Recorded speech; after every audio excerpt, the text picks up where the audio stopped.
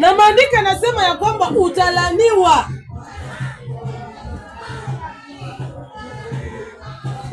Unajaza namba, labda mimi nakupenda. Unaiba vizuri kweli, labda mimi nakupenda. Unafanya kazi vizuri, lakini mimi nikikupenda siwezi kufanya wewe upone. Lakini mimi nikikupenda utapona. Anaweza apesifa. Kwa hivyo upendo wangu unavyoonyesha kwako na kupoteza. Ni vizuri ufanye mapenzi ya Mwenyezi Mungu ili maisha yako yakapate kuwa salama. Anaweza apesifa. Hata ukinilisha mimi, hata ukininunulia mimi nguo, na kama Mungu hajakupenda hautabarikiwa. Lakini mara nyingi tunatafuta urafiki na watumishi. Huyu dada yuko kwa miti kubwa ya kanisa, kujenga kanisa. Anatoa pesa mzuri sana, lakini zile pesa anatoa hapo nje na nani? Na Mungu. Unaona lakini? Amen. Hapo nje na nani? Maana ni mwizi. Basi anafaidisha kanisa, lakini yeye hafaidi.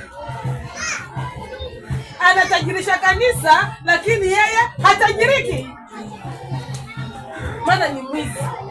Amen. Anaiba. Ili ufanye chochote ukapata kufanikiwa, mpende Mungu kweli. Upatia kilicho chake, saidia mwingine hata asiyekuwa familia. Kuna mahali siku moja nimelia machozi kwa madhabahu fulani. Basi akasema kila mtu atoe shilingi 500 na mimi sina, na kweli nilikuwa na 500 yangu peke yake.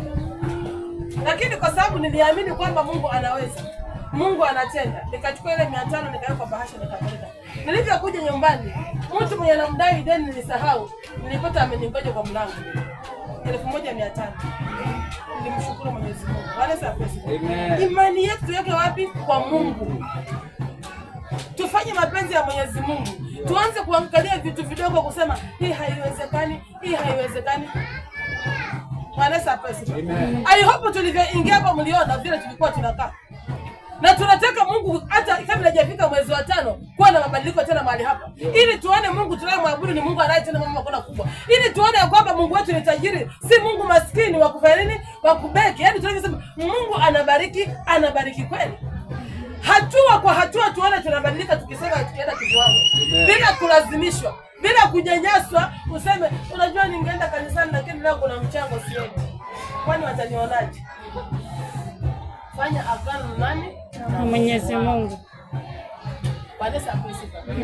Ili na wewe usonge kiwango, mwambie Mungu nifanyie hiki na mimi nitakufanyia.